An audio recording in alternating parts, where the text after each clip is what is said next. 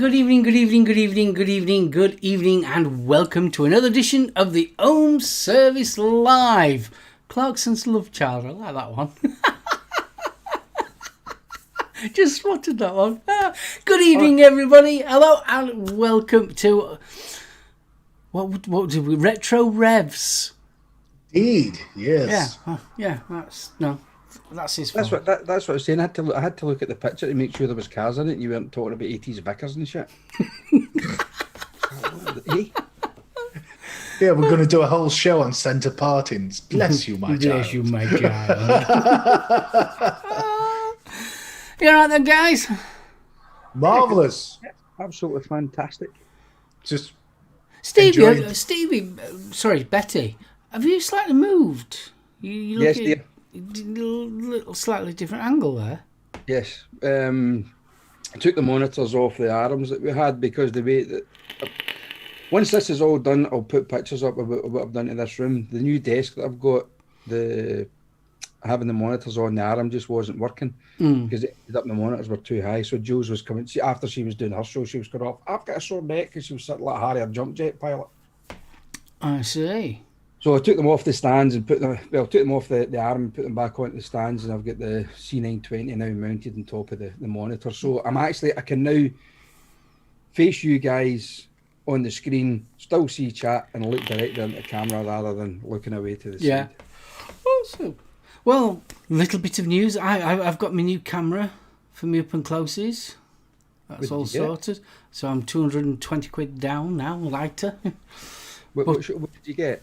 I ended up with the Panasonic. It's just basically a camcorder. Okay. And the reason why I went for the camcorder instead of like a DLSR is the zoom section part of it. You can really just go to the zoom without it stuttering or anything like that, and it's really smooth. So, plus I've got plenty of time on it as well. So yeah. So me new camera. There you go, on my tripod. So a little bit of info. You, Stevie, what you been up to? not a lot, mate. Backwards and forwards, Nottingham, and just having fun. So. Oh, you are having fun. He's keeping that close. He's keeping his cards close to the chest with that. Into just, enter. What? Oof. Oh. Easy. She might be watching. Yeah. Hi. You rotten sods. Quick question. Anyone know where you can get Batman's juice from in the UK? I think the best person to ask that one is Chris Doyle, because I believe Chris Doyle likes his bat juice. I've never had it. Can you help out, Chris? Yeah, Chrissy Doyle. He likes Batman's juice because he dresses up as Robin at the weekend. Sorry, Chris. You could have said Wonder Woman. That would have been worse. Bless. No, I know he's in. So hopefully Chris Doyle will be able to tell you. I've not got a clue. I've never had it. It's that Umbro Elbro Decante or whatever it is, isn't it? Oh, there you go. Future Juice Labs. Chris, we knew what you meant, even with the spelling mistake, mate. Yeah, we knew what you meant, Chris, baby. We knew. And you know why that is? Because Batman's Hispanic, they pronounce their J's H or HJs, isn't it? That's why he spelled it like that. There you go. Have you, Chris Doyle, have you got a link that you can throw in chat for our good friend, Uncle Umbroto? Oh, is that you, Stevie? Stevie, you doing the link? I might be. Ooh. So Betty, while Stevie's doing that, what are you vaping on, kiddo? He beat me to it. Oh fuck! I've moved the camera. You've moved. You've moved your camera. I know. Don't tell anybody. Maybe they missed that. Big X, and in that I have absolute black cunt.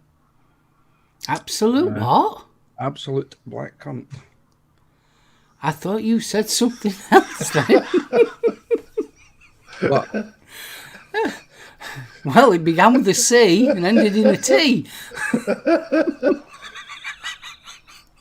it's the accent, honestly. Yeah, honestly. Juicy though. Juicy. Very juicy. Rather moist. Stop it. It's black currant with a hint of fish. Tastes like chicken.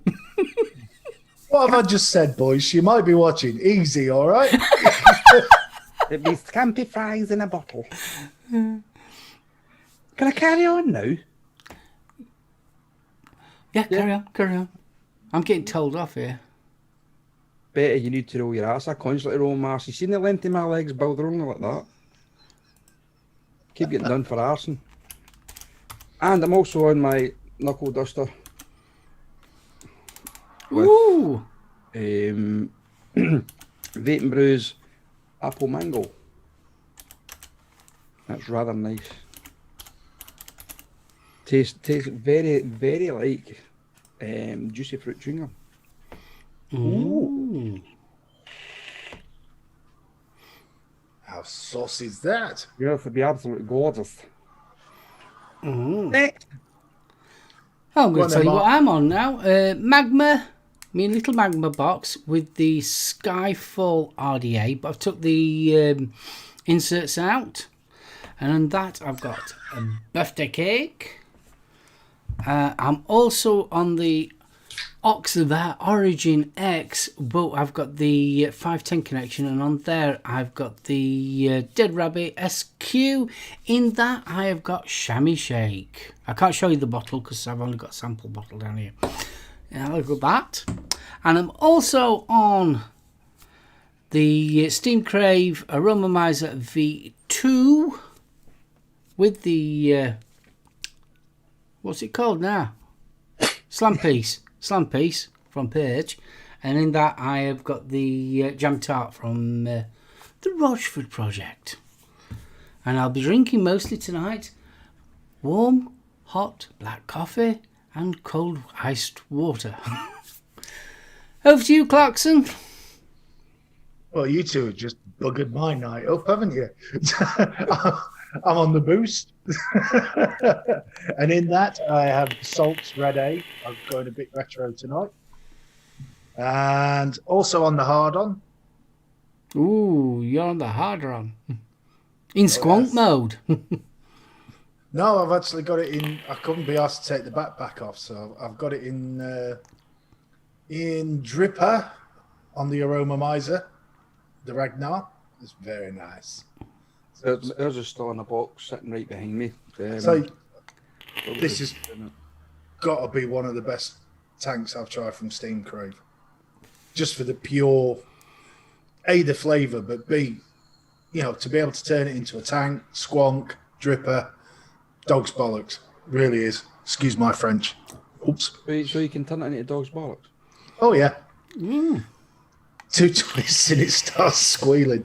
And in that, I have... It's in the pink butt plug. Yes. Oh, that suits you, sir. What can I say? Suits That's you, sir. the Raspberry Grenade from Riot Squad, which is rather Do you like nice it, as sir? well. Is it good, sir? Oh, it's juicy. Yes. So, moving swiftly on, let us say hello. Tickle your tingly bits, so. You leave my tingly bits out of this, you, given what you're vaping on. Right. 901, good evening, even though you're a git. Bill Richards, good evening. Blazing Vape. Stevie, how you doing? Chris Doyle, source of all knowledge in Google Foo. Fee, good evening. Franken Miser. What an awesome name. I like that one. The ever gorgeous Gaily Bops is with us. Put your coffee down because you know what's coming next. Buggles! And he's late. The ever gorgeous Jules Mama Vapes. Buggles! Buggles! Lisbeth, good evening. Huggles. Liz, hello. Snuggles, babe. Mark H, good evening. Paul Anderson, how you doing? Paul Denby, sorry, I do apologise. Professor Vapes, evening, Professor. Rachel, thanks for joining us. I know it's a flying stop. Stuart, glad to see you got your bottom drawer, mate. Uncle Umberto, how you doing, dude? I hope that helps out. Who else we got? Yeah, Vaping Smurfs Electronic Tag.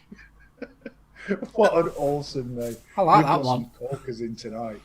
So I think that's everybody on the participant list. Shane Gibson's just snuck in the back door. Good evening, sir. And I think that's everybody. So, Good Well, evening, everybody. have we got any news before going any further? yeah, there's a bit of news. The reason why I've got a question for you guys and chat. Ooh. Right, all of us that are here tonight have been vaping for a fair while. Yeah, we've been at least 2 years. Got a question. How long's a mod supposed to last? How long do you think a mod is supposed to last? Depends on how you use it, how often you use it. But they give you, No, I'm on about a typical mod. Somebody generally like us that we generally look after as mod and things like that. The reason why I'm asking it is that somebody came into the shop. oh, well, wait, hold on a minute. Hi, Flashy.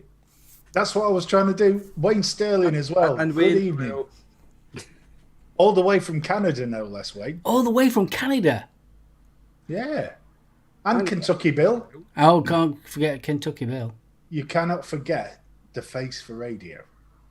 I would say anything between 6 months to a year, but it depends on the end user at the end of the day.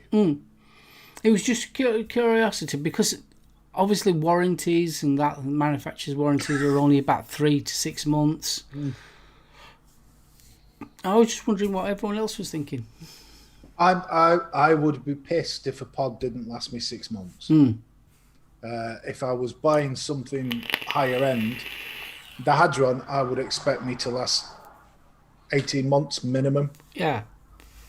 That's why I like mechs. Yeah, that's why I love mechs. Mechs True. last you a lifetime. Well, Stuart's just said he's been using his Iron Fist mod for 3 years. Yeah. And it's still going strong, so you can't fault that. I mean, I've still got my Iron Fist. I love my little Iron Fist. You know, I think with the likes of us and quite a lot of obviously other people in chat as well, the hobbyist side of things, we have more than one mod at our disposal.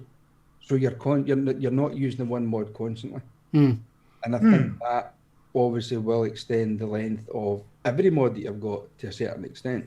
But if you're a new vapor who may only have 2 mods, then those 2 mods are getting used religiously all the time. So as I suppose as I said, at the end of the day, it is down to the end user. It depends on what kind of abuse the mod's actually taking. But yourself, you take your mod to work depending on the environment that you're in. You're getting dust, you're getting water, you're getting anything like that at all. But I would say anywhere between 6 months to a year. Yeah. Evening, Kevin. I think also the price of mods. I mean, the average mod, what is it, about 60 quid nowadays? For the average mod. And obviously a tank on top if you've got one. And I don't think a year of 60 quid is actually bad. I disagree. I think 60 quid's still a fair chunk out of anybody's budget. Yeah. Oh, yeah. 6 packet of fags. Yeah, no, fair enough when you look at it like that. But I mean, with a mech, obviously you can be paying multiple hundreds. Oh, yeah, of course you can. But even the pod, I mean, I say 6 months. This gets used, well, it gets abused daily. 'Cause that's my driving. What gets abused? My pod. Oh, okay. Well, it's a bit difficult drifting shout when out, you're Simon. trying to steer. You know what I mean? Depends what underwear you're wearing. Easy. Mm. Oh, we're getting saucy again, I say. Topside dual over 33,000 puffs. Legend X stopped working after 4 months. I mean, I know Jules is she's still got stuff in boxes. Some bloody way. I mean, I've got mods here that are blooming donkey's years old. Yeah. I mean, they're still working quite happily. I mean, especially on my mechs. All my mechs work. But no, I've got regulated mods that are well over a year old. I love it. Well over. Liz has just put, even my Me Pod is 4 years old. My Me Pod died after 2 months. I've still got my green me pod. And my Me Pod's PPP pod. Me Pod still works. Really? It is, but it still works. Well, it did the last time we used it. Saying that though, my original Aegis, I mean, that's had some abuse. That's been dropped, kicked, scuffed. Oh, I tell you one thing. Some of the mods I see, the state of them. Mm. Do you know what? Another thing that actually surprises me, especially with stock coil sub-ohm tanks, they don't take it off the mod. When they change the coil, they don't take it off the mod. Oh, that were a serious look. Oh, what have I missed? Oh, God. Ah, it's all right. Sorted. Oh, God, not again. No, it's cool. I mean, I am not the world's best at looking after my mods. They do get abused, but they get well loved. You know what I mean? I've still got my original Aegis X, the 26650 one. I mean, it takes a licking and keeps on ticking. Yeah, so have I. And there's one I want to keep an eye on to see how long that lasts. And it's the Oxford that Jules got, the one I dropped in the bucket of PVA glue. I want to see how long that bugger lasts. You dropped it in PVA glue? Yeah. Oh, sticky. It's when we were decorating the living room. I was sealing the walls before I put the wallpaper up. And I lifted up the table that Jules had their mods on, and the Oxford went tumble straight into the bucket of PVA glue. Oh. Took it out, don't get me wrong, it didn't work for about a week. And then she one day just put a battery in it, and the bloody thing started working again. Had to change the pod right enough because when you're vaping, all you could taste was glue. But it's still working. There you go. It's still That's working. impressive. Mm-hmm. So that's one I want to keep an eye on, just to see how long that actually does work, because it, actually what actually happened to it. I mean, how many guys you out there in chat have actually dropped a mod into a bucket of water, or into the sink, or down the toilet, and it still works after you dry it out, obviously. My original 650 Aegis went head first into the drink, shall we say? Drink. Saying that, I had my True mod, which is a box mod, that the first ever mod I ever reviewed. We went to the Isle of Wight, and obviously you have to go on the ferry. So I'm outside vaping on the ferry, and I dropped me mod. It ended up halfway over the other side of the bow of the ship, well, boat. Put the batteries. Oh, the only thing that it fell apart, obviously, the door fell off and the batteries fell out. I managed to catch the batteries and the mod, put it back together, and that's still working fine.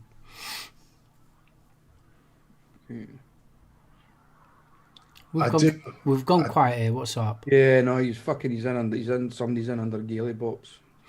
Fucking. Sorry, it just rips man out, and the guy's an asshole.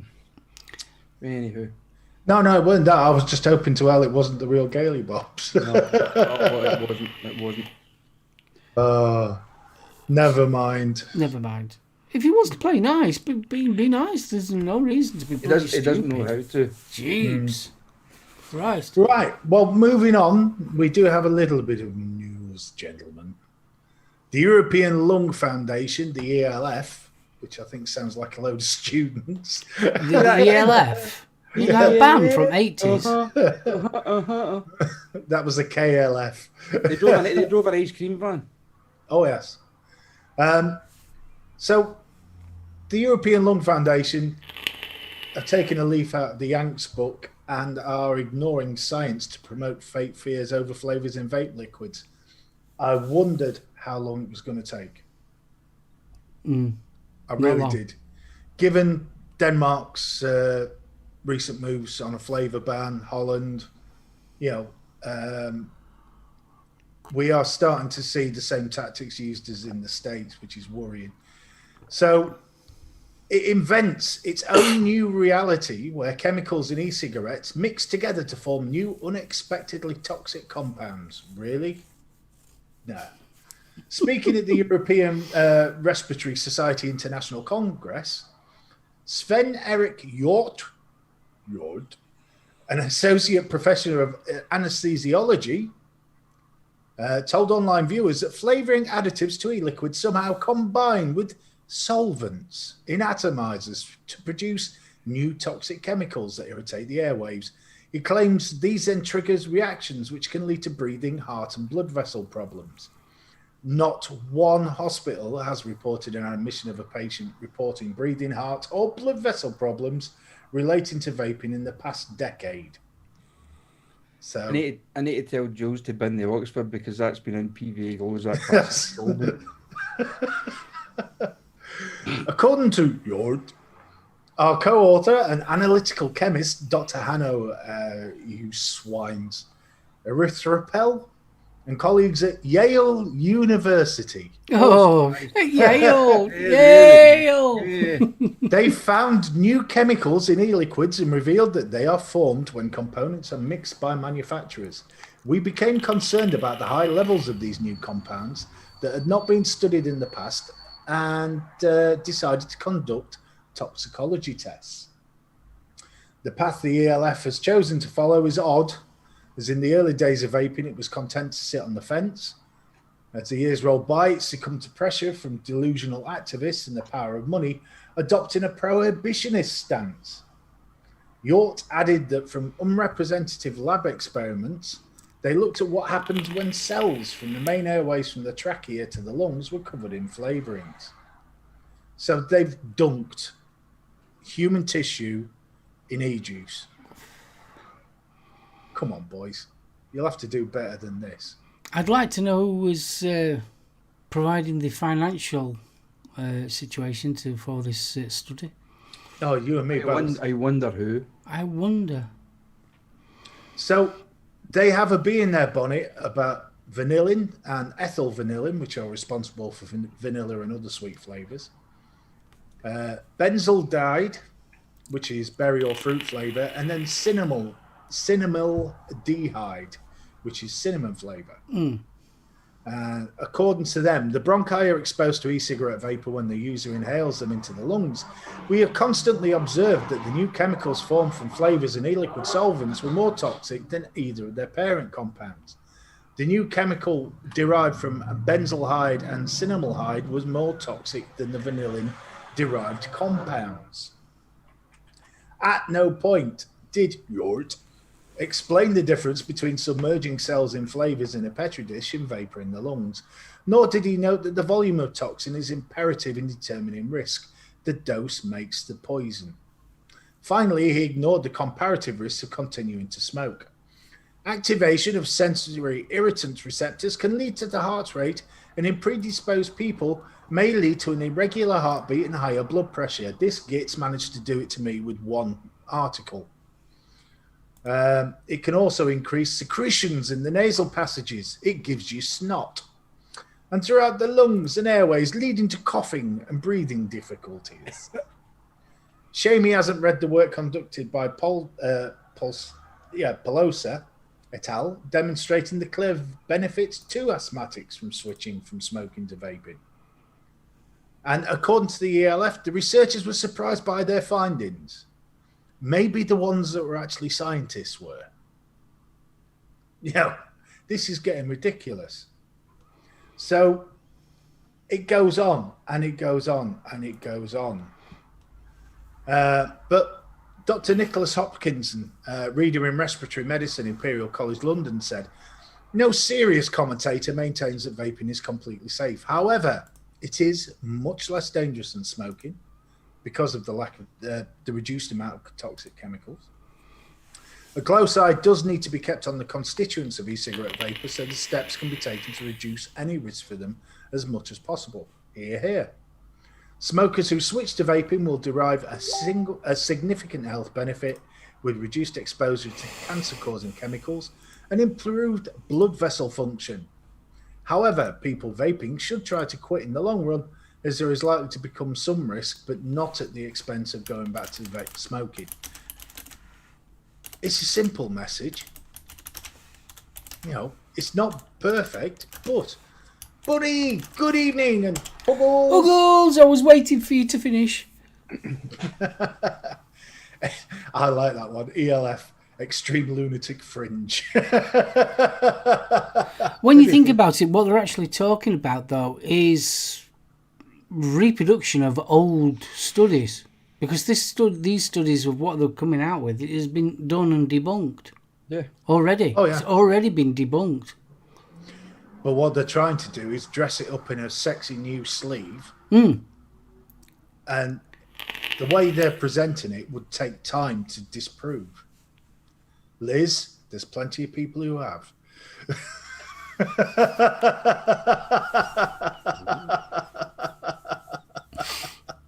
Sorry, couldn't resist that. Pud Puff, good evening, Pud sir. Puff. Ooh. Apparently he's heading back to his desk. Yeah, I think it was announced today that there's a COVID outbreak in the hospital that Pud works in. Oh, blooming heck. I know is it the northeast has all been virtually shut down? Yeah, Newcastle. Newcastle, Northumberland. Newcastle, Shields, Durham. Sunderland, all that kind of stuff. Mm. And then some parts of Wales as well. Oh, we're getting it as well. We're getting it up here too. I think the rate things are going, I think the whole country's going to get shut down again. Work-wise, they can't do it. They can't do it work-wise. Well, financially, no. But I can't see. I know we changed the subject completely. What I can't understand is this 6 thing. So, a family of 6 can't meet another family of 6, but them 2 families of 6 can go to a pub and have something to eat and then meet there. They're also can't sit together. Yeah, but you're still meeting each other, aren't you? Oh yeah. Also, they're opening up football matches as well this week. Yeah, they did that up here last weekend. No, good evening, mate. 300 odd home fans. No, Pud, I'm sure I read today, it was an article today about Crosshouse that said there was a ward, that there was a COVID outbreak on it. Maybe it's for a different date. Maybe it's just me and just not reading it right. They've been a total tit. To be honest with you, I'm completely confused with the whole thing. Really, I did see a rather nice post on Facebook though. It's got 2 coppers talking to a guy at the door, and it's like, "How many people are inside?" 6. Can we come in and check? No, because there'd be 8 then. That's a good point. Yeah, I like that one. Hello, Victor. Is that the real one? There's only one. Yeah, there's only one Victor. Yeah, Craig. I thought I saw it regarding Crosshouse. Oh, blimey. Oh, yeah. Ah, there we go. Oh, it doesn't work at Crosshouse. There you go. There we are. That's why. No, he works under the desk.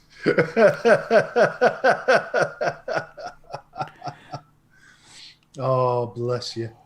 You better be wearing your mask. Mm-hmm. It may be a fake Vic after last night, apparently. I missed something, obviously. Yeah. I assume from reading chat, I think something went off on our Aiden show. The real Vic can't reach the keyboard. There's no need for that 901, bless him. Yeah, is that with the real Vic? Please stand up. I am standing up. Yeah, it's the real one.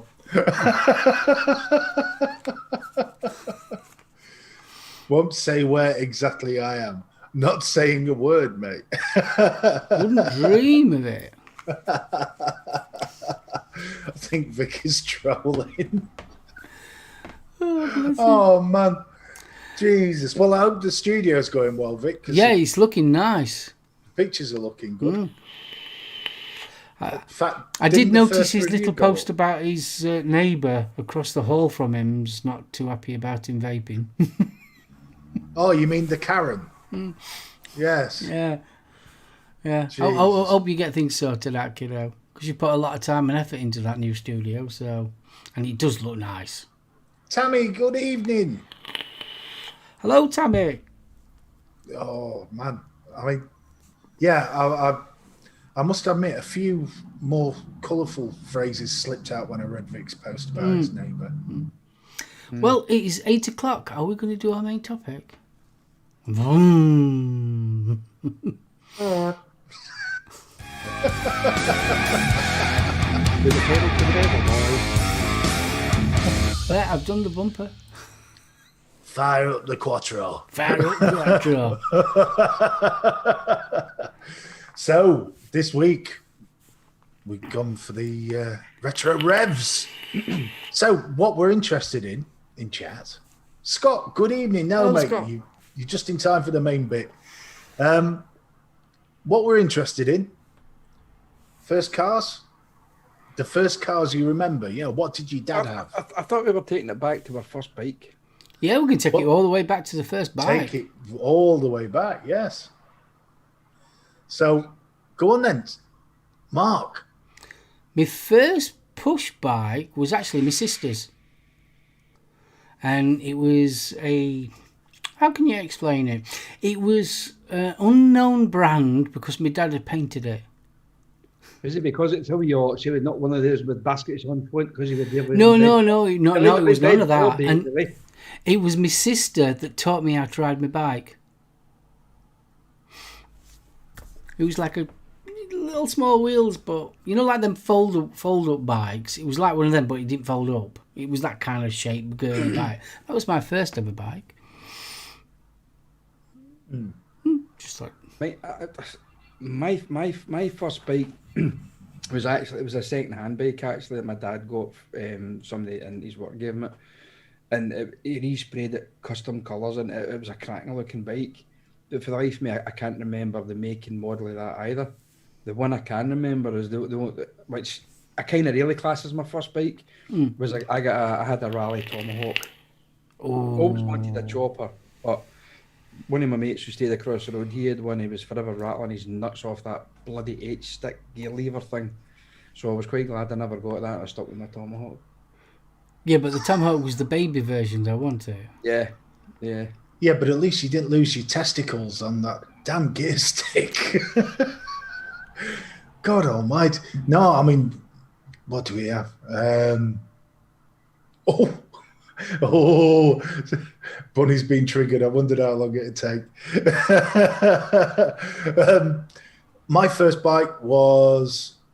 do you remember that advert where the father buys the racing bike for his son?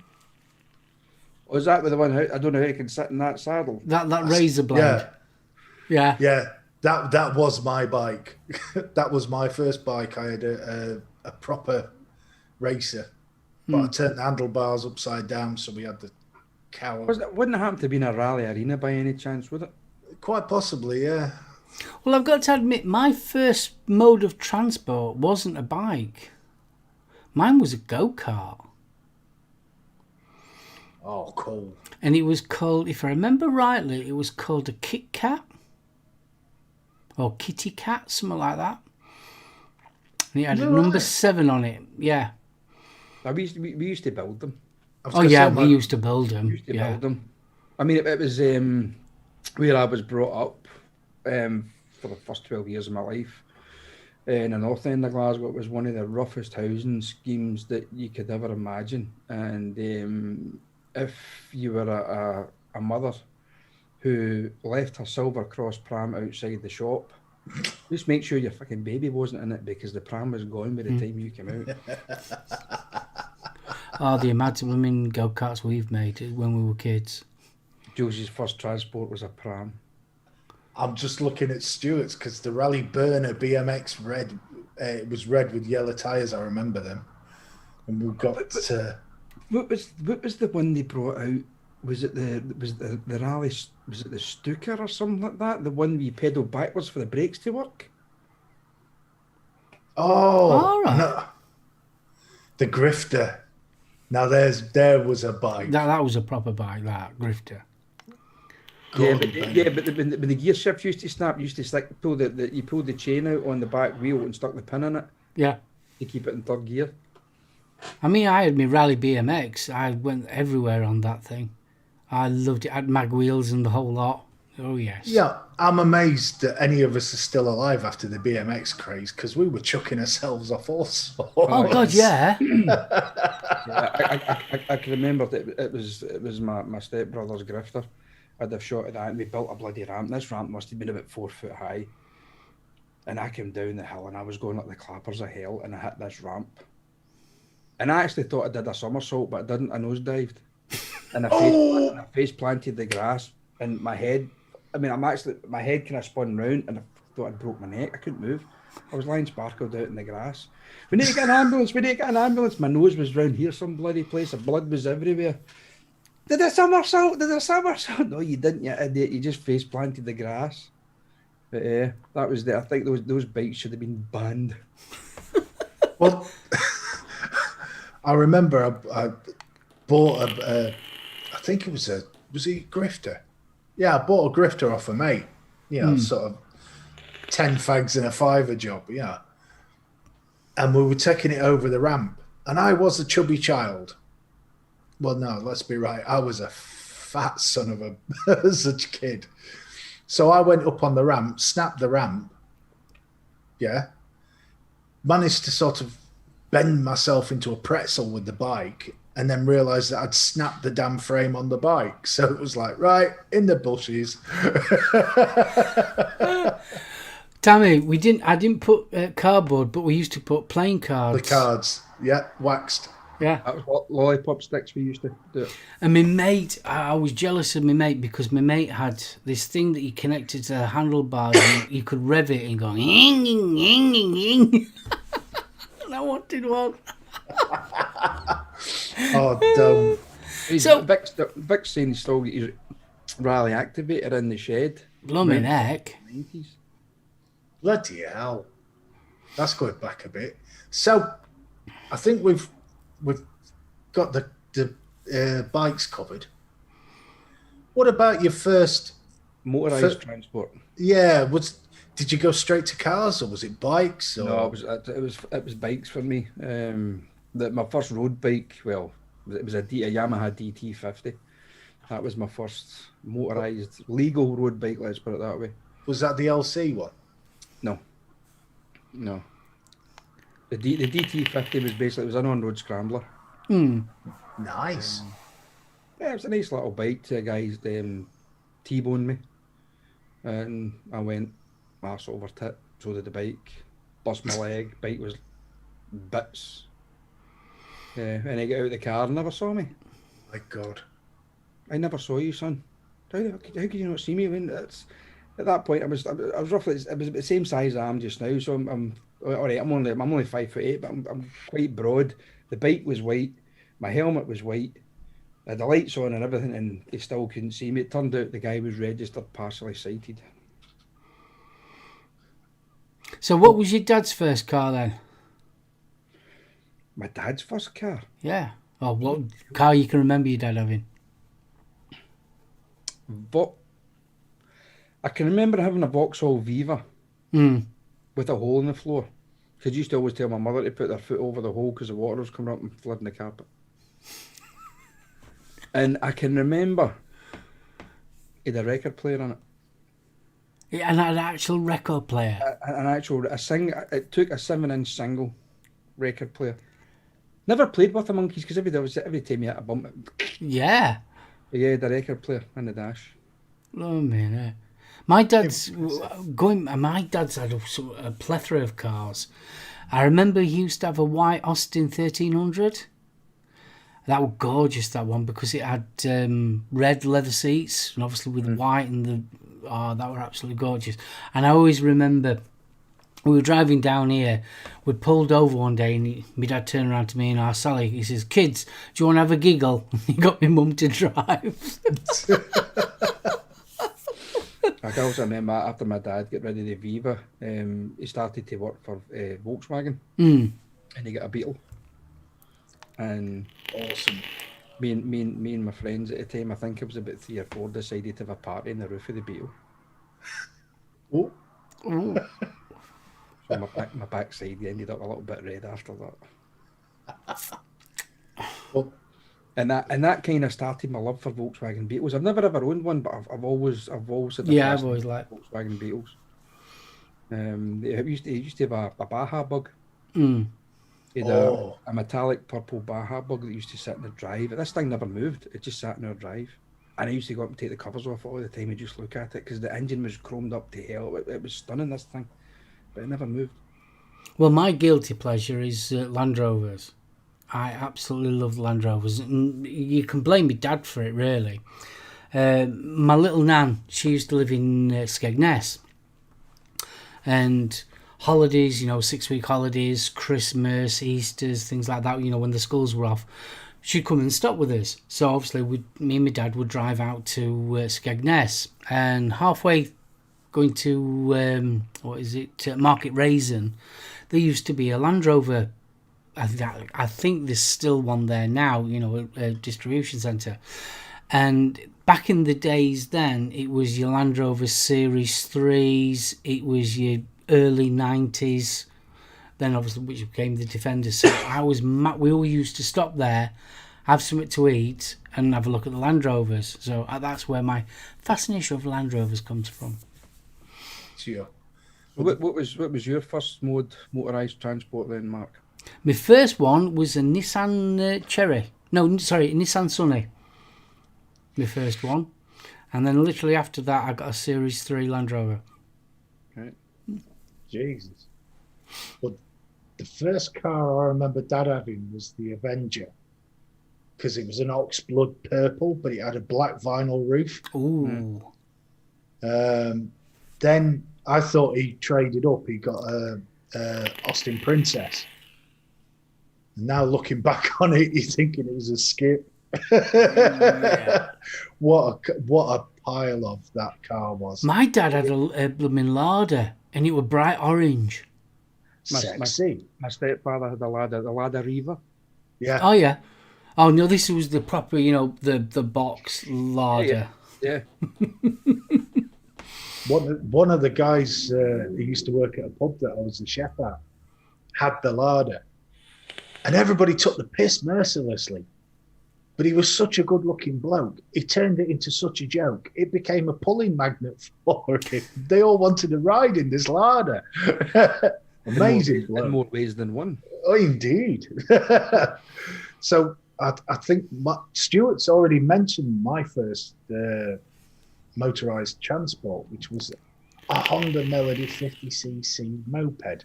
Oh. And you've got this 6-foot lump of lard thinking he's Barry Sheen sat on this bloody Honda moped, pedaling like the clappers to get it up. Because it was the old one. It had pedals. So you had to pedal it up and down to start it. It was bloody embarrassing, this thing. Well, growing up round here, I mean, I live in a pit village. Growing up round here, I mean, we used to have, it was either a Ford Cortina Mark III, or you had a Granada. So if you were a pit manager. Yeah, pit manager, it was a Granada. Couple of people had Capris.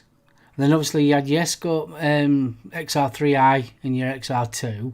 And then we used to have a guy down the road, and he had a VW, but I can't remember what it was called. It was a VW Beetle shape, but it had a really long bonnet, back bonnet. But I can't think what it was called. Is that a Sirocco? It might be. No, the Carmen Ghia was similar to it looked like the Beetle. It looked like the Beetle from the front. It had the frog eyes. Well, or should I say more Porsche? Should I say? It would have been the Carmen Ghia, I think. But I mean, my first car was I got a hand-me-down from my mum, so it was a 1.8 Ford Fiesta diesel. Ooh. it sounded like a tractor, but because everybody else had got like these flash little, much smaller engine cars, it was basically a rat dragster. Because I used to pull up at the traffic lights, belching smoke and shit and all sorts. I've got Iron Maiden on full whack on the stereo. And they're thinking, yeah, we'll burn him off. No. It was fab. So what was yours, Stevie? Vic. Reliant Robbins. No. Bond bugs, mate. Bomb bugs, in the yeah, 70s. bomb bug. No, there was, though, round, is it Huddersfield, round that end at Neckett Woods? And the reason why they used to do Reliant Robbins is because they could drive it on a motorcycle licence. A three-wheeler. It was classed as a trike. But Stuart.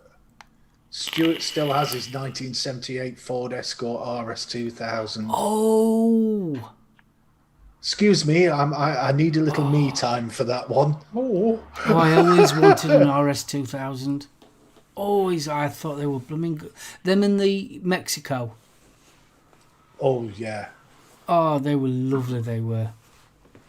Yeah, you remember the advert when the American designer came out and says, "I'm going to make you great again," and they remade the 2000, and it was crap. Yep. I must admit, the one I wanted when I was a kid was the Capri. Oh yeah, of course. Really Everyone wanted wanted a Capri, especially after professionals. Yeah. I have a confession to make. They never let me watch the professionals. It was too adult, apparently. Blooming heck, Vic saw an original Sierra R500 Cosworth. Nice. Oh, now My first car was a Vauxhall Nova saloon, not the hatchback, the saloon. Isn't the Vauxhall Nova the one that you can start it by using the cassette recorder? I don't know. Never had it long. No, it's probably got nicked. No, you smashed it up. oops. Driving down the M8 motorway in Glasgow, I was going over to see my father, and there was something on at the Scottish Exhibition Centre. The Scottish Exhibition Centre had long opened, and there was something on at the Scottish Exhibition Centre on a Saturday afternoon, and I come down the motorway, and I was coming off just to come off at the slip road, just at Charing Cross Anderson in Glasgow, and the traffic was backed all the way up, and I was come over the brow of the hill, and I was like, oh shit, hit the brakes slowly, and it was like slow motion, slid into the car in front of me, a brand new Toyota Corolla right out the wrapper. Oh, Caved the tailgate in, smashed the back window and that. The bumper bit fell to bits. I nudged him forward. I mean, I must have been doing, maybe say, by the time I hit him, I must have only been doing about 20 miles an hour. I was about to get out of my car when I get hit up the rear end with a Vauxhall Carlton. oh. It spun my car round. The driver's side went into the back of the Corolla again, caved, literally bent the Nova like a banana, and then the Nova bounced off the motorway wall, came back out and back into the slow lane of the motorway. I thought I was dead. My glasses never shot off my face. I couldn't see. I just went into a blind panic. But there was virtually nothing left in my wee car. The back panel, as I said, it was a saloon, not the hatchback. The back panel where the number plate was shoved right up to the back seat. Jesus. And regarding Christ. the Nova, yeah, people, I won't far off it. You turn the hazard light button upside down, and then it starts it. Welcome to our new section, Twocking 101.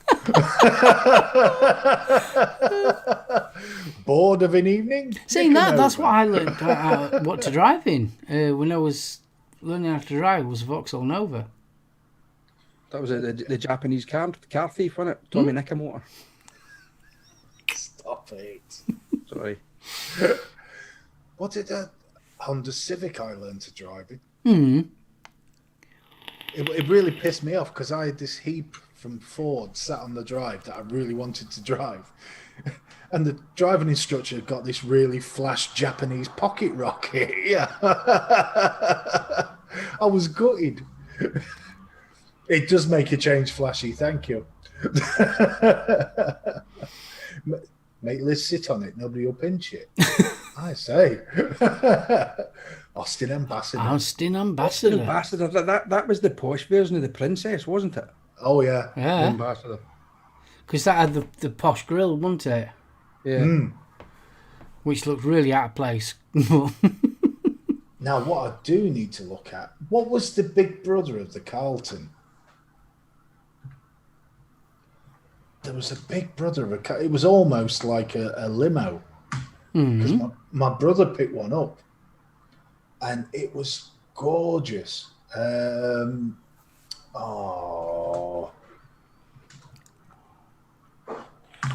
Carlton was the one that most families had, but this thing was used by politicians. Started with an L, and I'm trying to think what the hell it is. Omega? Yes, the Omega. That doesn't start with an L. No, No, does it?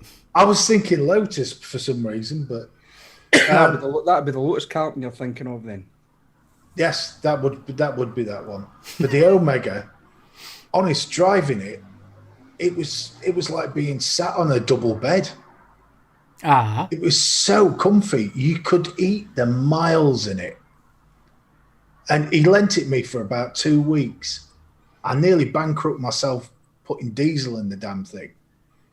But oh my God, what a car. So come on then, kids. What was your dream car growing up? Oh. Jaguar XJS. Yeah, I wanted an XJS. Because of it was watching The Saint. Yeah. Watching Brooks Silent. Well, no, it wasn't. It was Ian. Oh God, what was his name? Because Govey. Well, I never saw it with Roger Moore. It was the other guy I saw. Roger Moore. It was the Volvo P. Yeah. P80, something like that he drove in that one. But no, it was the Jaguar XJS. If it wasn't that one, it was the Aston Martin V8 Vantage Bulldog that Steed drove in the Avengers.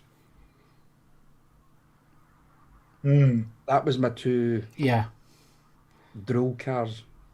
Nissan 300 ZX.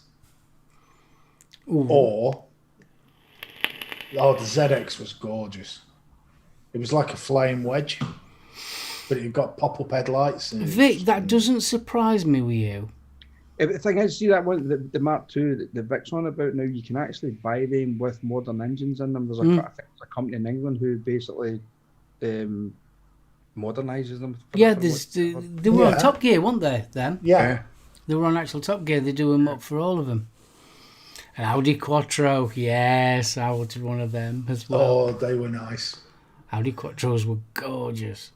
Now, what was the Nissan? Not the GT. Supra? The Skyline. Oh, the Skyline. I so wanted a Skyline. Tony down the road had one. Twin turbo, seagull doors on it. It was gorgeous. This thing's...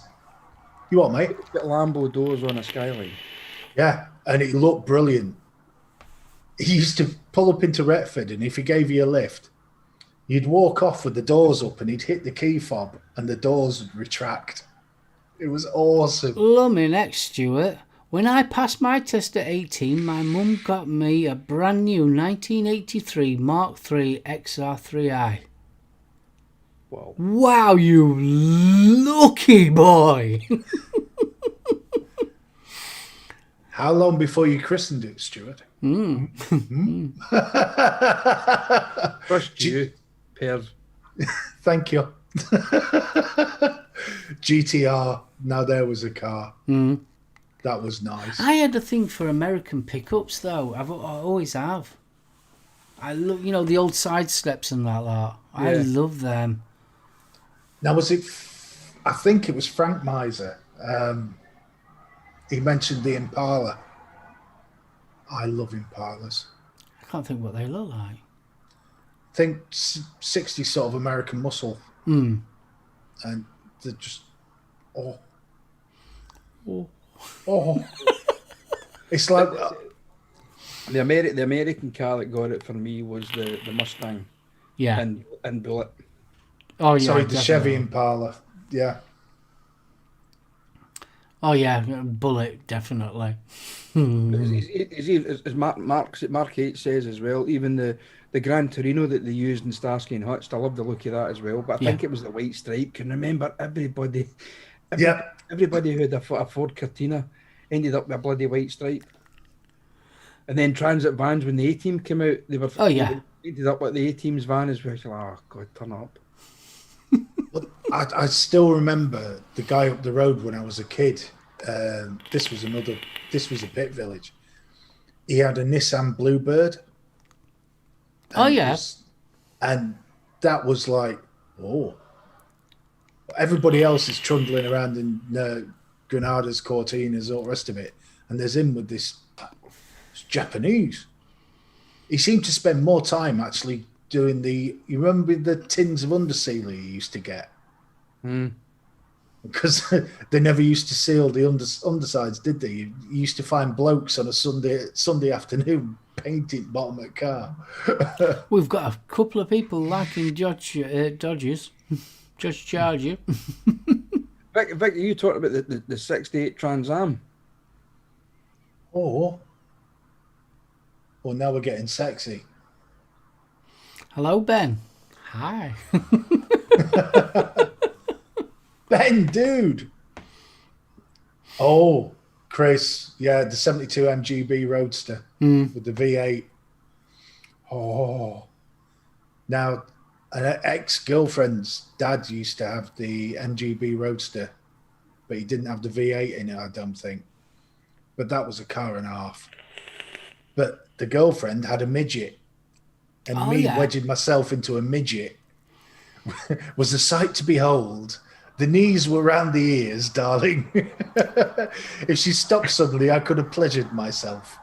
I just had this thought for a second that we weren't talking about cars there for a minute.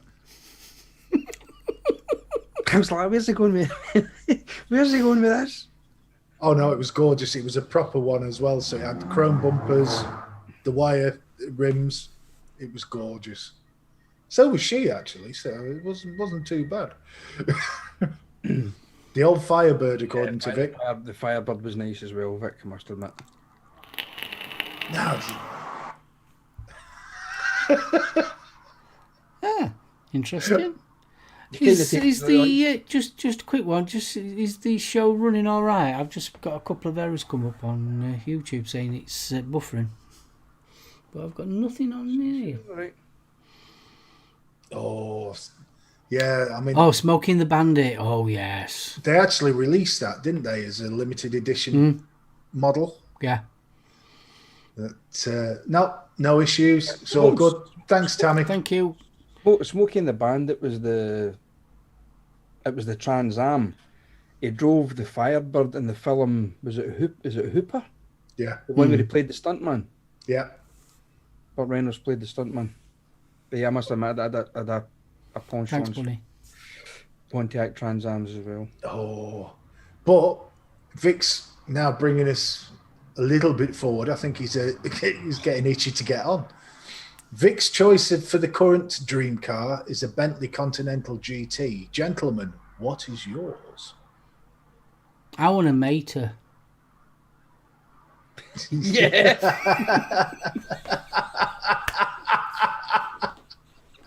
God dang. Mater with a T. Yeah, that's my kind of dream car. I'm a Rat Rod fan. I love one-offs. I'm not into your sort of like your Ferraris, your Bugattis and things like that. Them kind of cars just do not interest me one bit. I like your muscle, diesel, rat rods and things like that. They're my kind of cars. Me personally, well, I think nowadays standard cars that are driving up road nowadays are just so boring. But the thing is, as well, with the likes of the so-called supercars, the likes of your Lamborghinis, your Ferraris, and all that kind of stuff, with the amount of bloody speed bumps and things that's on the road these days, those kind of cars, where are you literally going to be able to drive it as a racetrack? That's it. Yeah. And yeah, you would need to trailer it there, because if you did potentially take it out in the majority of British roads these days, you'd end up with your front splitter in the boot or in pieces. yeah. That's But why I like my rat rods and things like that. I mean, I'm quite happy with a Land Rover or something like that. Yeah, I mean, I must admit, I love my custom cars as well. That's how Jules and I met, was through a custom car club. I like my American custom cars too. My mate's currently selling his Pontiac Chieftain, and to be honest with you, if I had the money in the garage to put this thing in, I would be tempted. But this thing is a barge. It's massive, this car. I think Oh, Mike Max. Yeah, definitely, mate. I like Zan's. I drive my dream car every day. Bless you, Yeah, mate. he does. He's got his little That's- Scooby. That Scooby is gorgeous. Yeah. So it really is. I think I've got two dream cars. One's the Veyron, just because Bugatti Veyron. I'd want to floor it. The other, which will probably never ever own, but I can always dream, is the Chevelle SS. Oh, yeah. 450 brake horse. Yeah. Oh. There's Vic impersonating the dump valve.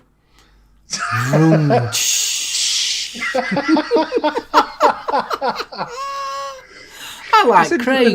that He was wants a exactly- VW camper van. I Good would, man. so would I, but I would like the one that Jamie Oliver's got with the Porsche engine in it. Yeah. Now, before we came on the show, a friend of mine messaged Sarah, if you're watching, hello, love. And she had a Citroen Diane. It was bright snot green, but it had a green and white striped roof on it. You know, the ragtop. But what made me laugh was she said, well, it never actually put rubber down on the road as in speed, but if I pulled the clutch out, if I pulled the choke out on the motorway, I could get an extra 5 miles an hour.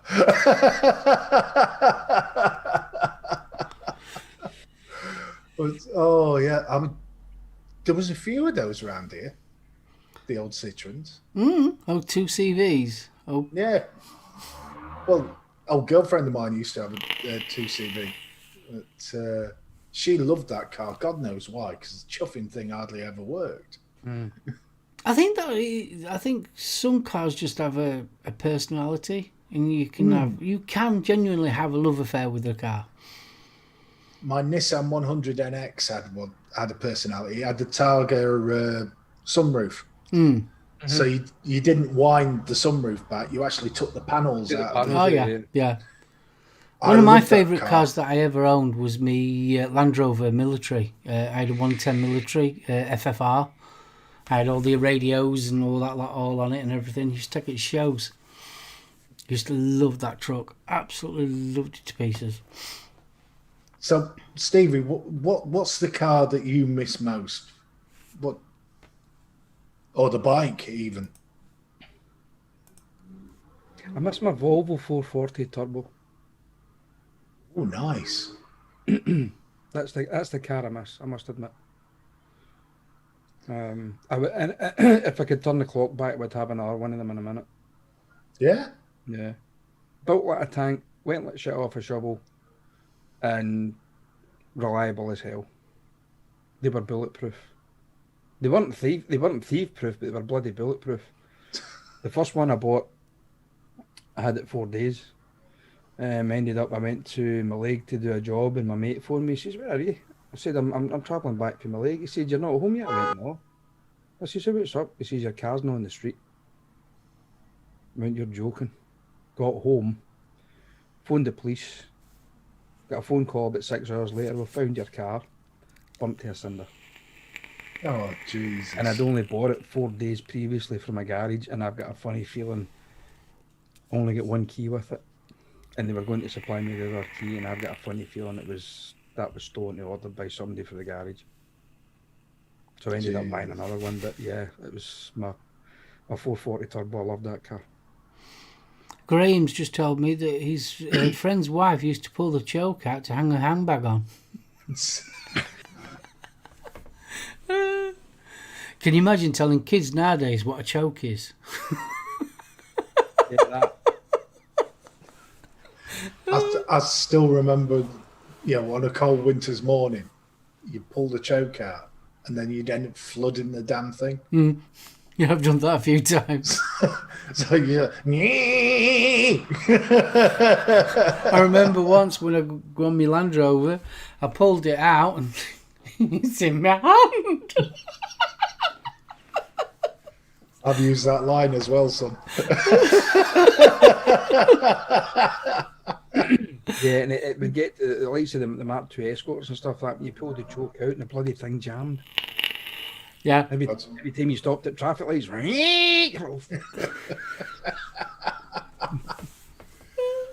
my granddad had the Mark II Escort, but I don't know whether he paid extra for it or whatever, but it was beige vinyl seats with beige carpet in that shitty brown beige that Ford used to do. With a dark brown vinyl roof. Yeah. And honestly, it was just like, Grandad, do you like brown? Yeah, but back in the 70s and 80s, there were a lot of brown cars though, weren't there? Yeah, it was like driving a jobby. I mean, A wee jobby. Yeah, but the Granada, I always remember was it the Granada? I'm sure it was the Granada. It had like a metallic brown option, didn't it? It was almost a bronze colour. Because there was a shitload of those around in village around us. I can remember it was an old mate of mine he had a Mark I Granada coupe. Oh, that was a stunning car. That was absolutely gorgeous. The V6 engine in it was a lovely car to drive. Oh, now Mike's talking here. The old Peugeot 205 CTI with the 1.9 GTI engine in. Ooh. That must have flown. And Andy, a 66 Ford Zodiac, I would kill for that. Oh, yes. Oh, the minute Zodiacs were gorgeous. I think my dad did one. Was it the Zodiac had the column change on it, didn't it? Am I right in saying that? Didn't they have the wings as well? Yeah, the fins at the back, yeah. Yeah, they were gorgeous. I was never a hot hatch fan. I don't know why. I just the hot hatches just never did anything for me at all. No, to be honest with you, they've never done that for me either.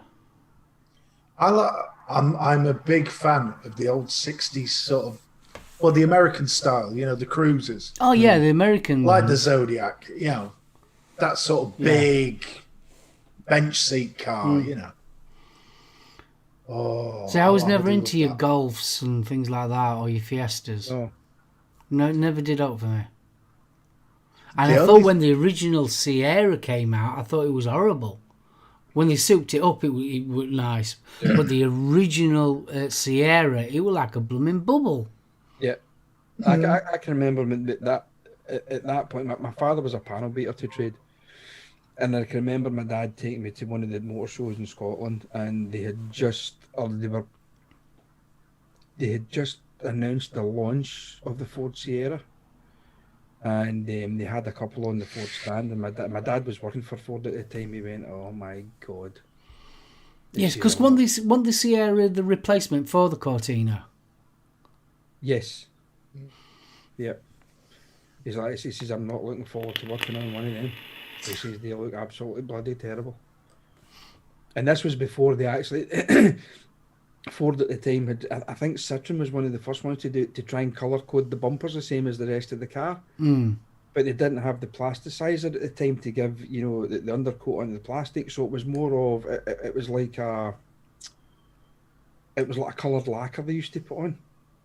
So it was like a very, very pale version of the actual paintwork of the original car, and the bumpers looked absolutely shocking.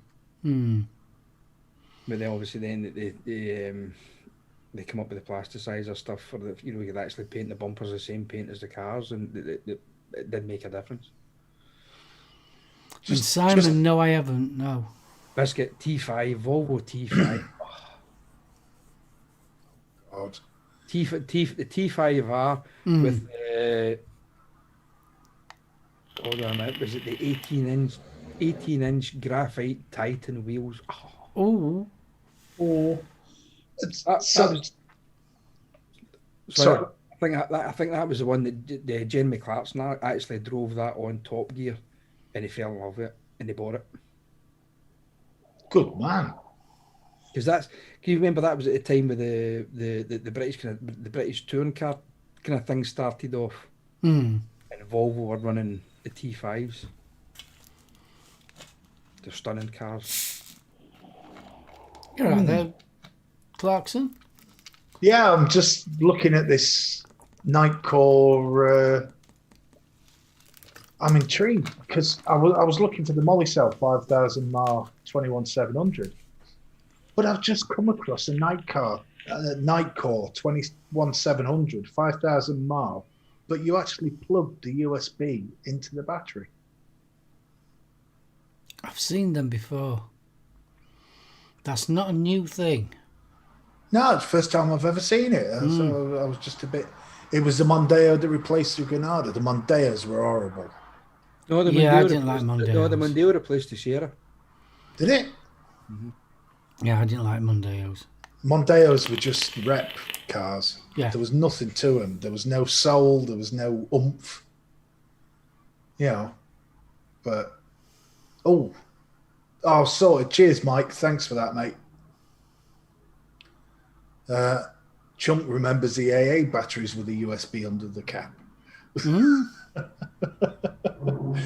No, I mean, so did you ever get your hands on a car that you'd been so looking forward to and it was just a massive disappointment? Yep. Two of them recently. Really? One was the PT Cruiser. Mm-hmm. Lovely car to look at because it that kind of retro 1950s hot rod look. Yeah. But it was an American car. You couldn't drive this car in a corner. I used to like the PT. I was surprised that they never did take off and people start modifying them. We did. I must have missed that bit. That's how Jules and I met through. It was a PT Cruiser club. All right. Jules had a silver one and I had a red one. Red ones go faster. Jules was sitting on the couch going, "Mine was the better one." But yeah, you couldn't. A 3-point turn was non-existent in a PT Cruiser. It took you a fortnight. Because they were designed for American roads, were designed for American straight roads. They were shocking cars. Yeah, but they did look nice. Yeah, and the second one was the Dodge Avenger. Really? Another great car to look at, but build quality was terrible. The panels, you could literally go up and press the wing, and it would they fold in. She didn't shout it. No. I'm sure I heard that. Mine was better than yours. Everybody knows red ones go faster. Yeah. Both of them had side steps and things like that on it. Jules had a big black widow spider down the side of hers, and the side of mine looks as if it had been ripped open and it was like skulls and that was down the side of it. It was they were nice cars to look at, great cars to customise and all the rest of it, but just terrible cars to drive. Bless you. I always did fancy one, I've got to admit. I would have one again. Don't get me wrong. I would have one again because it's still got that retro look about it. But it would get used once in a blue moon.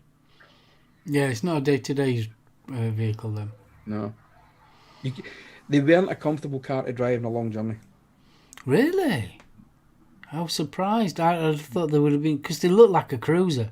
Yeah, but they weren't. The seats weren't that comfortable for long journeys. And it was the same with the Dodge Avenger because apparently it was supposed to. I bought mine because it was advertised as leather seating, And I looked at it and I go, do you know what? It's not leather. It's that kind of faux leather. Oh, see, by the time you got somewhere, you were literally sweating buckets. But no, they were. We're back to the swamp ass again. It didn't take long, did it? You're obsessed with sticky clefts. Well, guys, we are coming up to the quote too. That's where my love affair for talcum powder came from. Oh. I wondered why we were getting those manscaping adverts for liquid talc. Yeah. You can get it liquid for them now, can you? Oh, yeah. I need to look at that. Liquid talc. Yeah, you just slap it onto your cheeky bits and it stops chafing. Yeah, but you can buy them underwear, can't you? Or the bamboo stuff. Yeah, with the bamboo. By all accounts, I've been told by a reputable person, they do work. Okay. And that person may be watching this show, so... Oh, like I said, you. it's quote 2, kiddos. Yes, so we'd better... Mr. Vic, if you're still in, floof, floof, Floof, floof, floof, floof,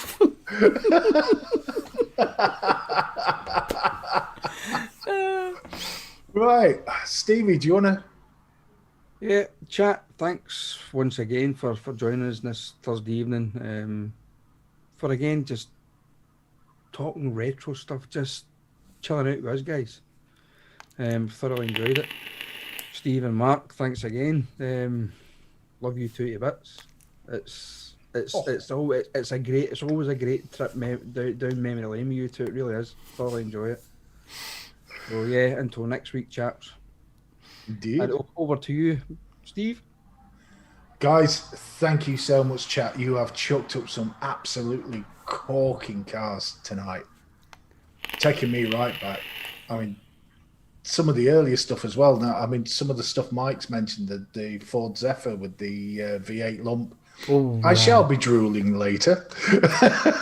Spanners, thank you very much. Appreciate you being busy tonight. Treach, if you're watching, for God's sakes, behave. Right, over to Mark and Stevie, of course, because thank you, guys. I really, really enjoyed my set tonight. So, Mark. Betty Clarkson, thank you so much. I think I'm going to keep on calling you Clarkson from now on. I think that's your new name. We've got Betty and Clarkson. Yeah, I think we'll stick with that one. Guys in chat, it's been awesome tonight. I'm not a big motor geeky person, so I've enjoyed it. It's been a good fun, this one. I mean, I like weird, so like rat rods and things like that. That's more my kind of cup of tea than just normal boring cars. But I've thoroughly enjoyed it. So before we do go, please don't forget, before you leave, give us a thumbs up. It'd be really appreciated. See if we can smash it. We're normally getting roughly about the 30 odd mark. See if we can get to 40 or 50 likes. That'd be awesome, that, wouldn't it? So yeah, from the guys and myself, we will catch you all next week. Same time, same channel. Bye! Outro! You've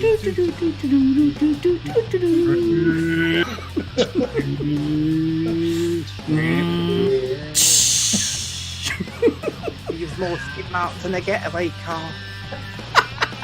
You've been looking at my underwear again, dear. Somebody passed me the toffee hammer. Drive it like you stole it.